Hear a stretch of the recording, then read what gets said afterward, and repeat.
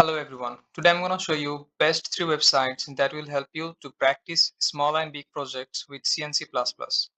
Number 1, Geek for Geeks. Search this address on your browser and it will take you to the website. Then just simply search here C and C++ projects and it will show you the link of C and C++ project like Rock Paper Scissor, Bank Management System and Online Voting System. Number 2, Tutotech. Search this address on your browser and it will take you to the website.